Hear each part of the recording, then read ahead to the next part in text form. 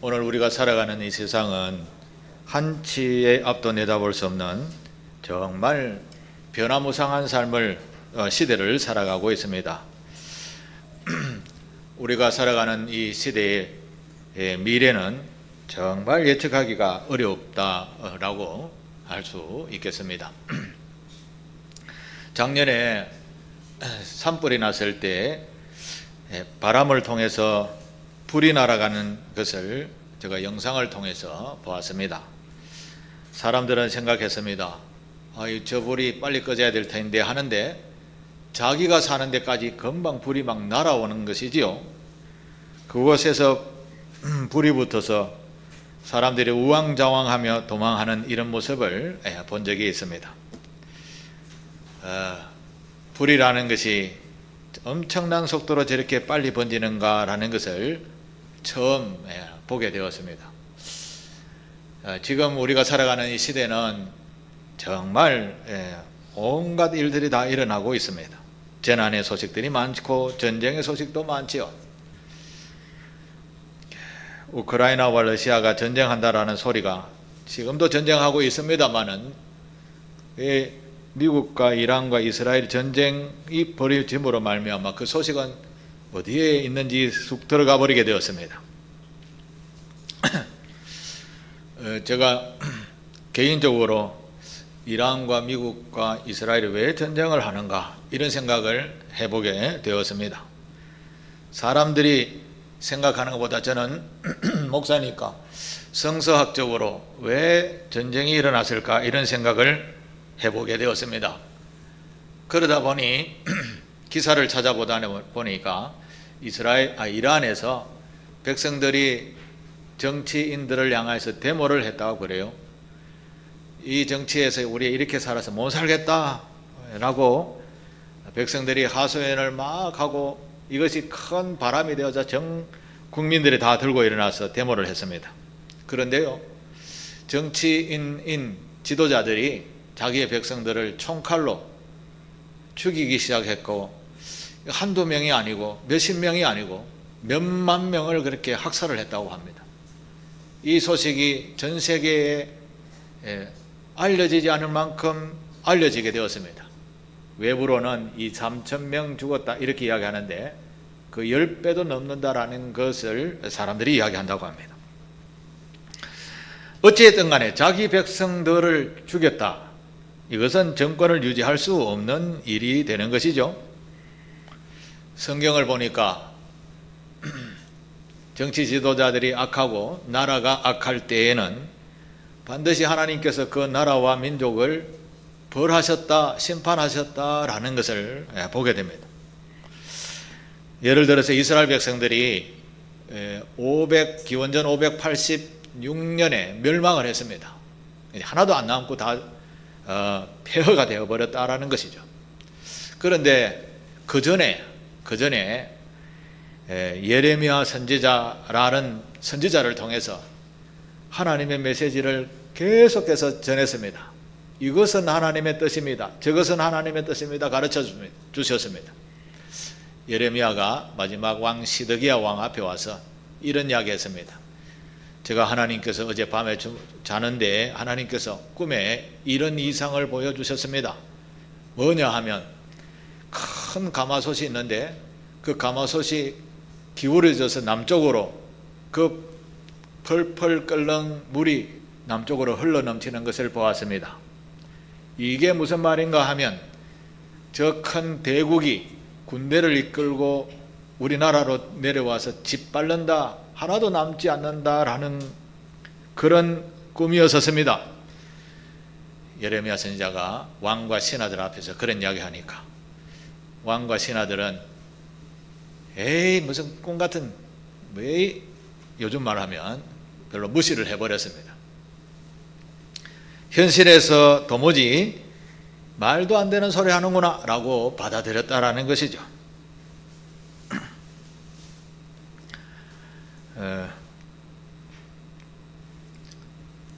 나라가 멸망을 앞두게 되면 사람들은 자기의 허물과 죄를 더 잘 모르게 되는 겁니다. 아, 내가 이런 잘못이 있지라고 알면 회개해야 되는데 그렇지 않다라는 거지요. 사람들은 위기에 처하면 눈앞에 지금 어떻게 하면 이것을 벗어날까 거기에 초미한 관심을 가지기 때문에 넓은 하나님의 시각과 성경 말씀은 이렇게 생각지도 않는다라는 것이죠. 이스라엘 백성들이 누굽니까? 그리고 이스라엘의 왕은 누굽니까? 여호와 하나님을 어릴 때부터 뿌리 깊게 배우고 듣고 한 사람들입니다. 그런데도 눈앞에 악이 가득하니 보이지 않아야 하는 것이죠. 그래서 결국은 바벨론이라는 대군대가 완전히 짓밟아 버렸습니다. 다 백성들이 포로가 되어서 노예 생활로 빠지게 되었습니다.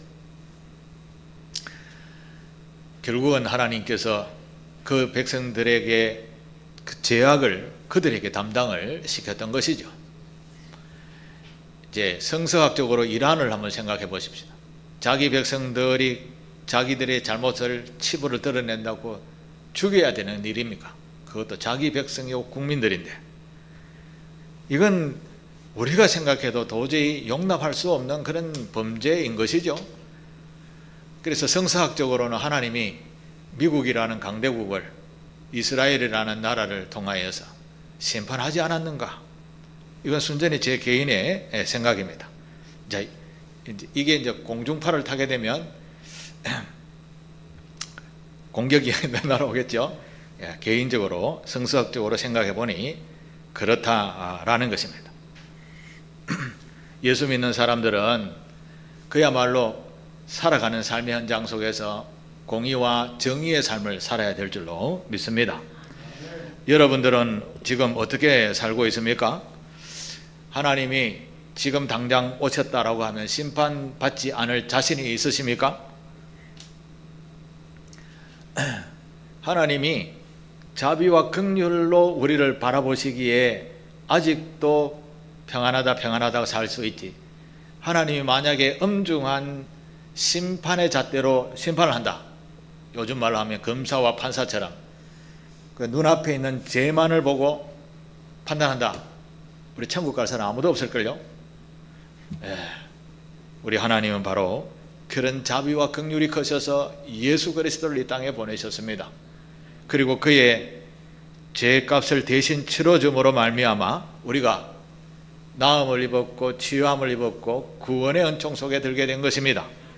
사도 바울은 이것을 하나님이 우리에게 향하신 하나님의 전적인 사랑의 선물이었다라고 표현을 하고 있습니다. 지금 우리 사순절 마지막 주간을 다음 그러니까 29일이 종려주일이죠. 그 다음에 고난주간이고 그 다음에 이제 예수님이 부활하신 부활주일입니다.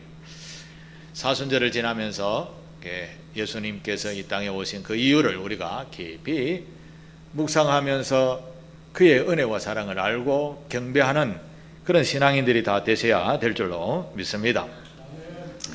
그런데 오늘 우리가 살아가는 이 시대를 찬찬히 들여다보면 하나님께서 보호, 인도, 자비, 긍휼 이런 사랑보다 한쪽에서는 서서히 무너져가는 그림자와 같은 것이 점점 드리워진다라는 것을 저는 느끼고 있습니다. 이래서는 안 되는데 이래서는 안 되는데 라는 생각이 들고 있습니다.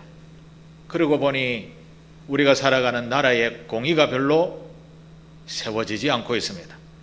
질서가 어느 사회에 좀 무너져가고 있는 것이 보이게 됩니다.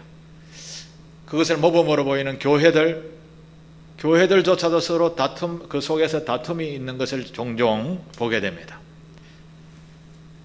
교회 안에서 다투어서 그냥 싸워서 또 화해하고 또 그렇게 살면 되는데 교회 안에서 다투면 교회를 떠나버린다는 것이죠.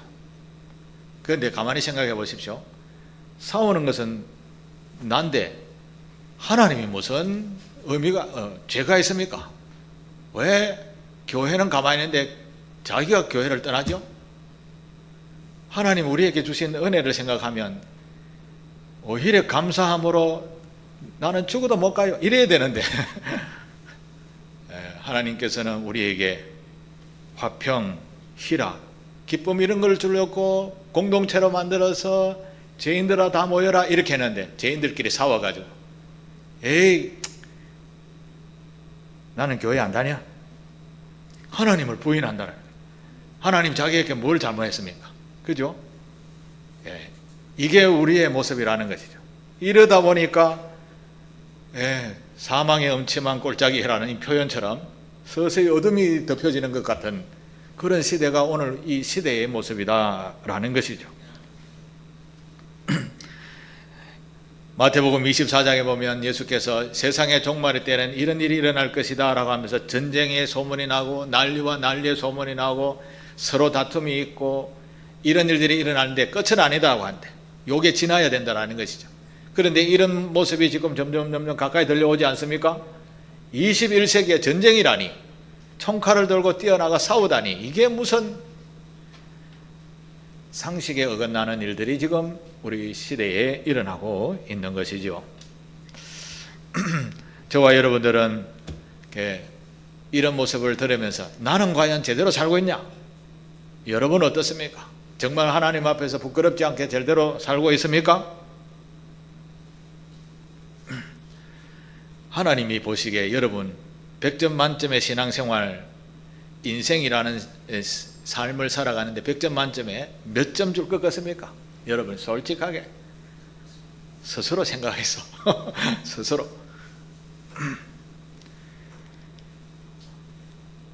심판대 앞에 섰을 때는 하나님은 사랑은 없습니다. 엄중한 심판만이 기다립니다. 그 전에 우리가 여호와께로 돌아가야 될 줄로 믿습니다. 오늘 우리가 그 하나님의 사랑 안에 살기에 오늘 또 함께 모여서 주님을 찬송할 수 있게 된 것입니다. 그런데 말입니다.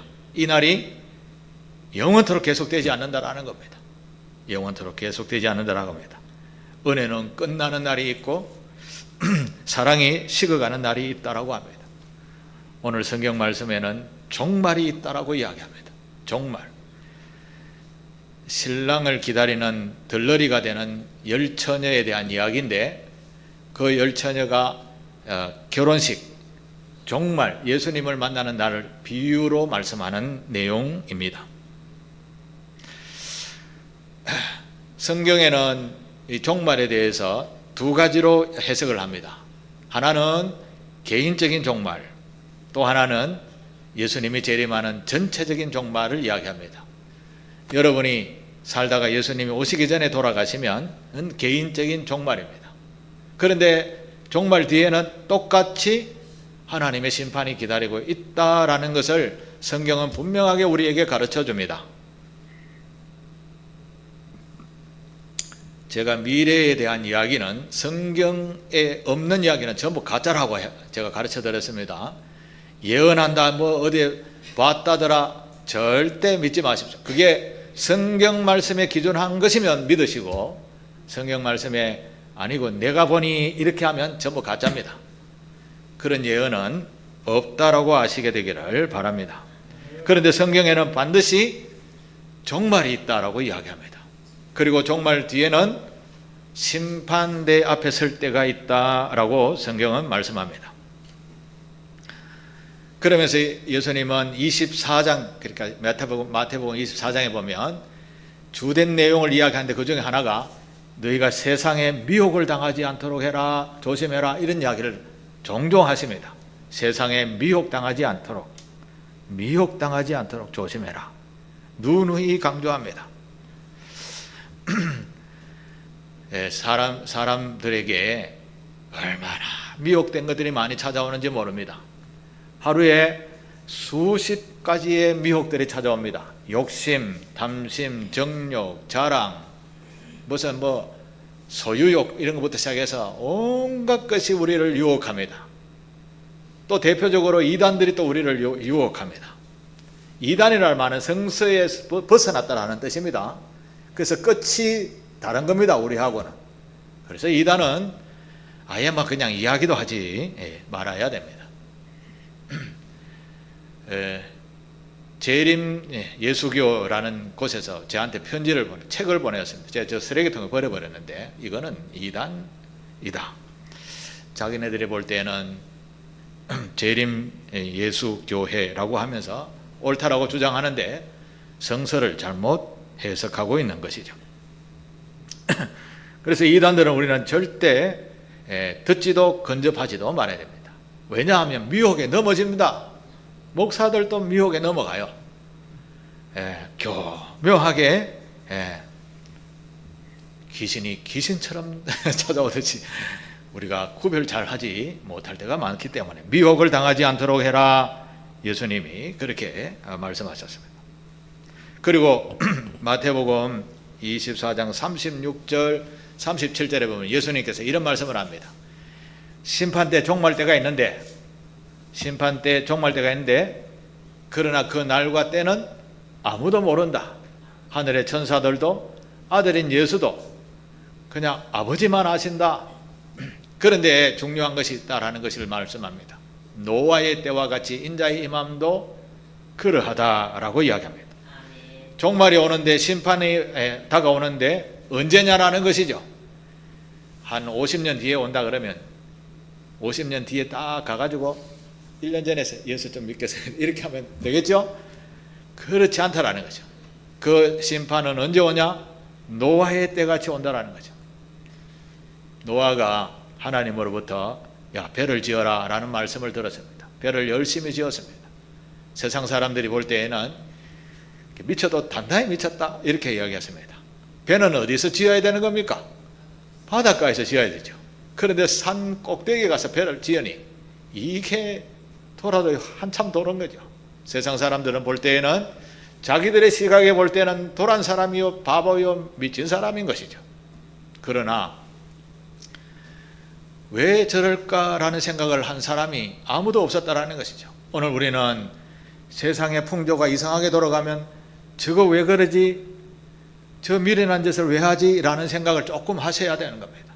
왜냐하면 노아의 때가 아닌가 생각을 하셔야 되기 때문에 그렇습니다.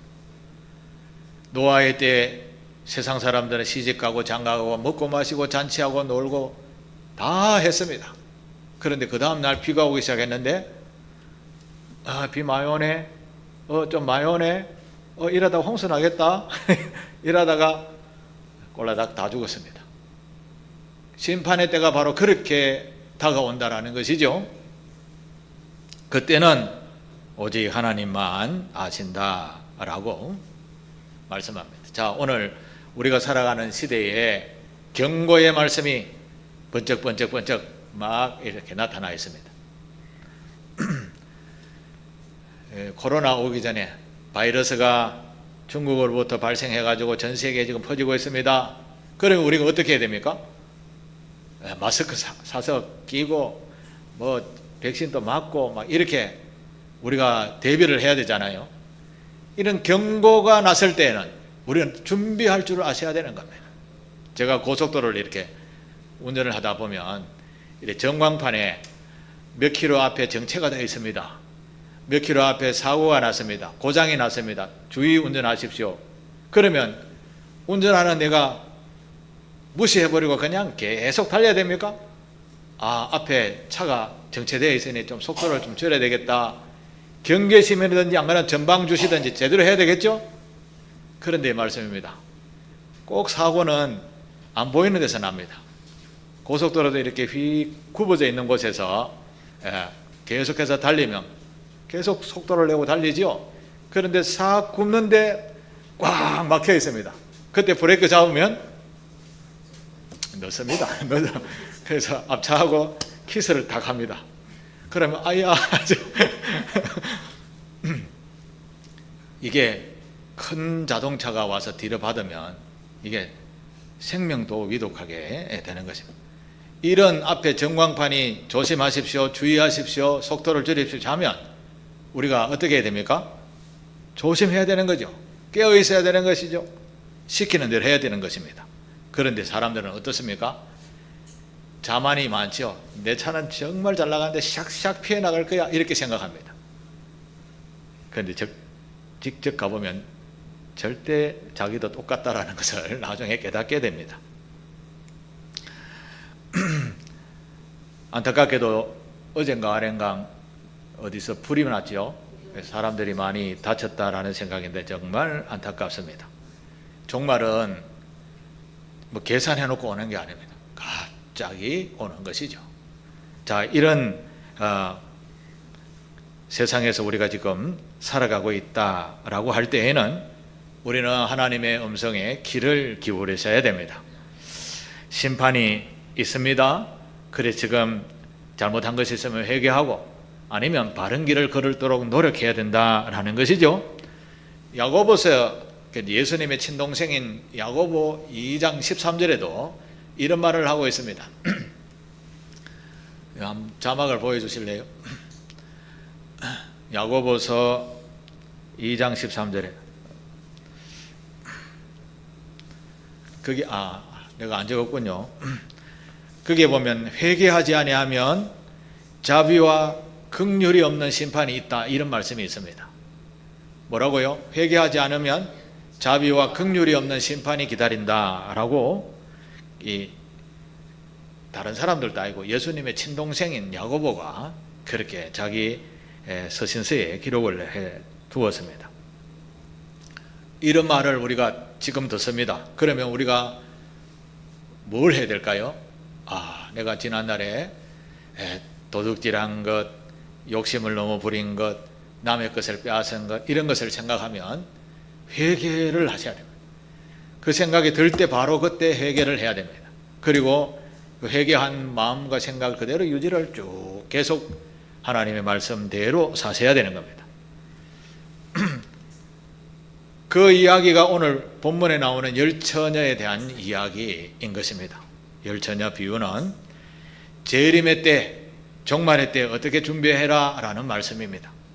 간단하게 설명을 해보면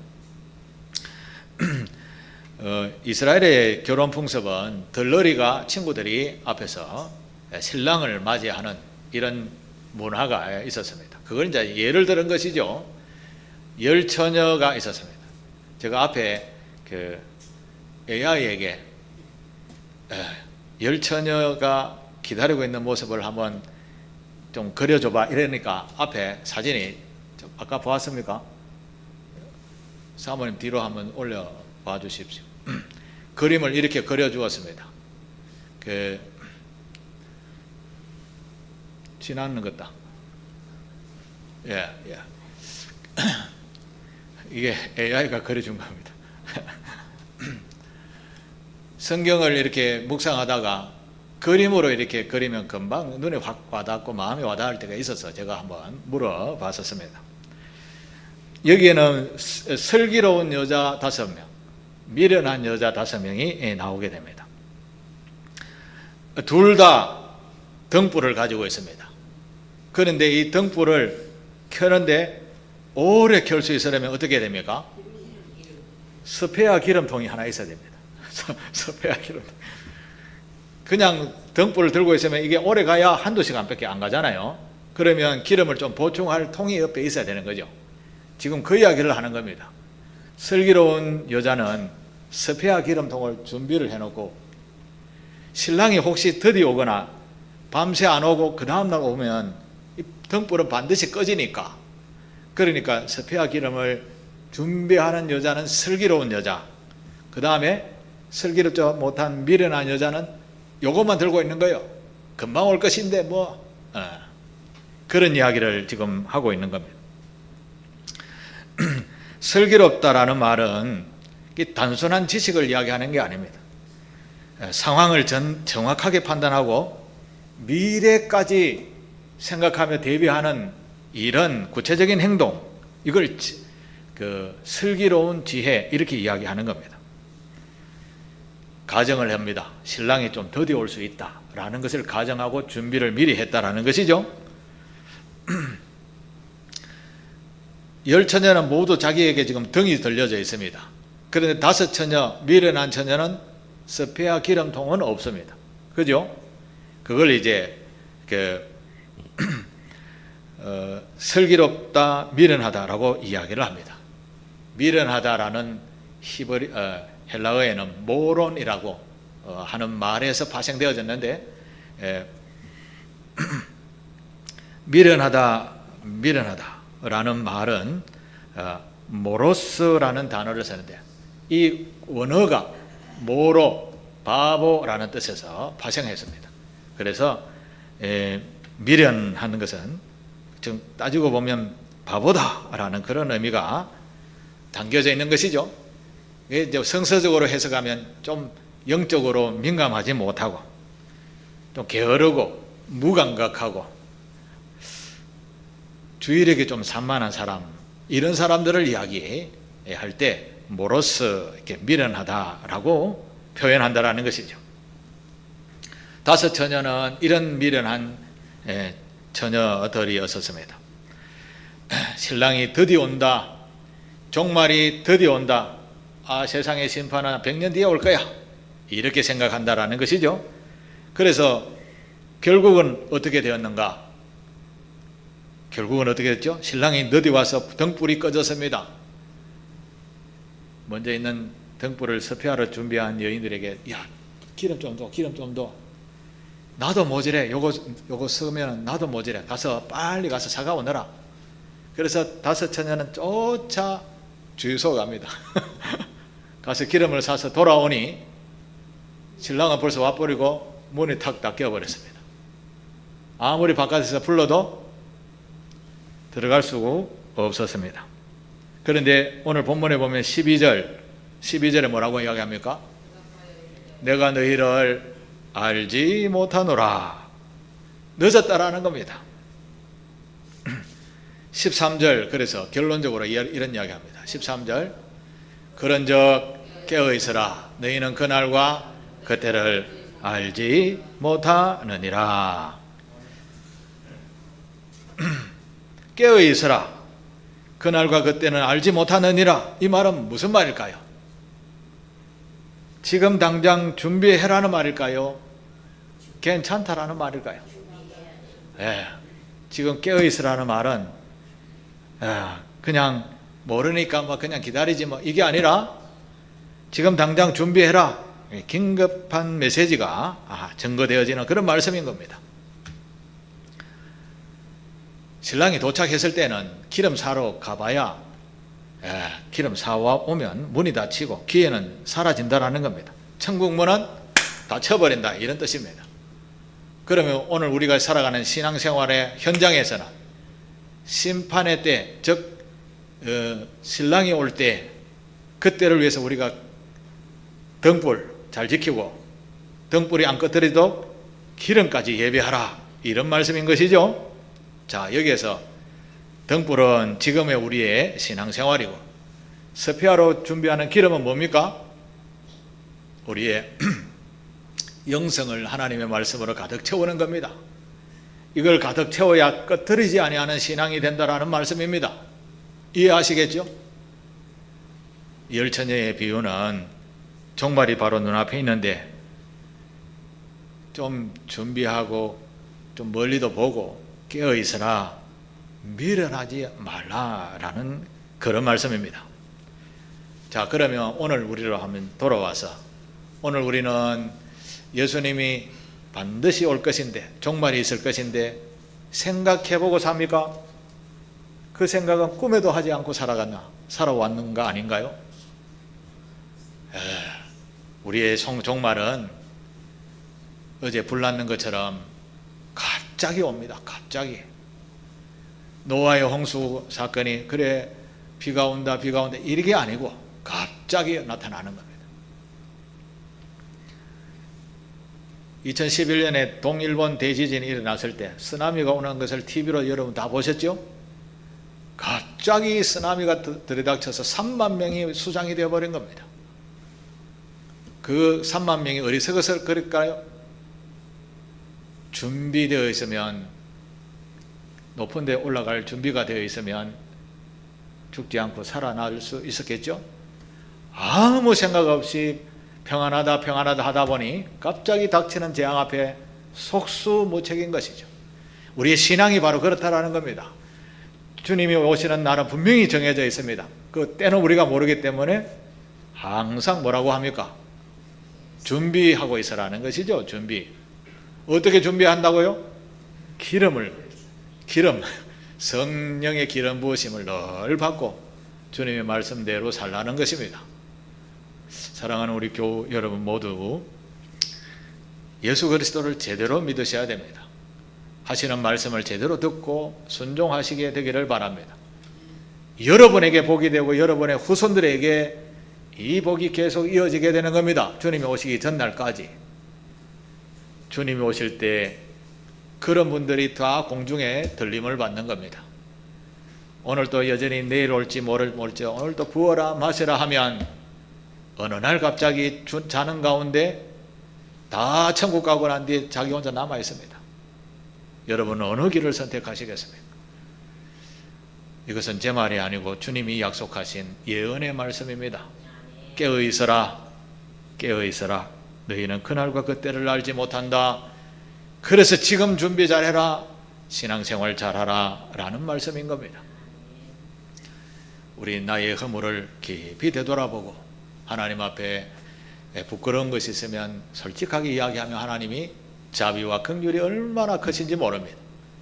용서하여 주시고요, 우리 죄가 주홍같이 붉을지라도 양털같이 희게 해주시겠다, 죄 없다 여겨주시겠다 하시는 분이 하나님이십니다. 그런데 그게 시간이 지나면 문이 닫혀버린다.